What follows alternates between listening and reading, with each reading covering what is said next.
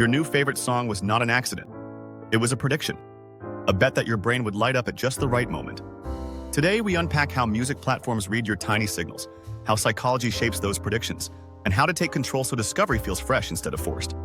If you are a listener, small habits decide whether you live in a loop of safe repeats or find gems you would never search for. If you are an artist, knowing how attention is measured changes how you structure intros, releases, and collabs. Either way, understanding the system means you can bend it toward what you actually want. Let's start with the engine. Music platforms build a taste profile from your micro-actions.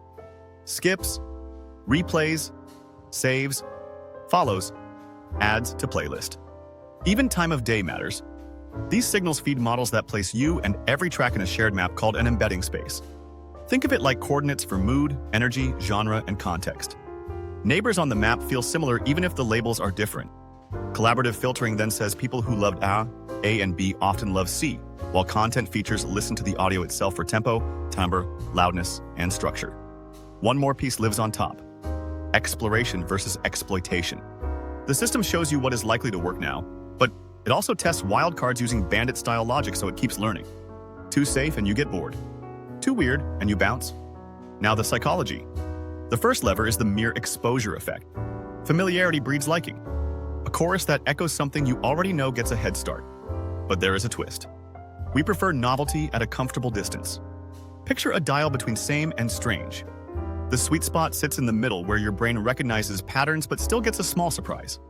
That surprise triggers reward prediction error, a fancy term for wow. I did not expect that. It feels good. It makes you hit repeat. Mood congruence matters too. When you are tired, slower tempos and warmer tones win. When you are working out, high-energy tracks rank higher. The model learns your personal context calendar and nudges picks to match it. Identity is another lever. Music is a badge. If your friends follow a scene, social proof shifts your willingness to try. A cosign from a trusted curator acts like a shortcut for attention. Default bias plays a role as well. If a playlist auto-advances, many of us let it ride. That is not laziness. It is a rational trade between effort and reward. Platforms designed for that glide. Here is a sharp contrast. Fans talk about 10-year classics. Algorithms care about the next 10 seconds. Skip timing is one of the strongest negative signals, so intros have evolved. Hooks arrive earlier. Vocals start sooner. Long ambient fades? Risky. That is not pure aesthetics. It is survival in a ranking world. Artists can respond without losing soul. Use a micro hook, a textural motif, or a distinctive rhythm in the first moment so the listener's brain says, stay. When a song gets early saves and completes, it earns more impressions. More impressions create more chances to be saved again. This rising spiral can homogenize sound if left alone. The system optimizes near-term engagement, not long-term meaning. That is why platforms insert diversity penalties or serendipity boosts to combat monotony. Still, if you only click safe picks, your world shrinks. If you tolerate a little distance from your comfort zone, your map expands. There is a deeper psychological tension here. We want discovery, but we also want identity coherence. The trick is controlled novelty. One new variable at a time.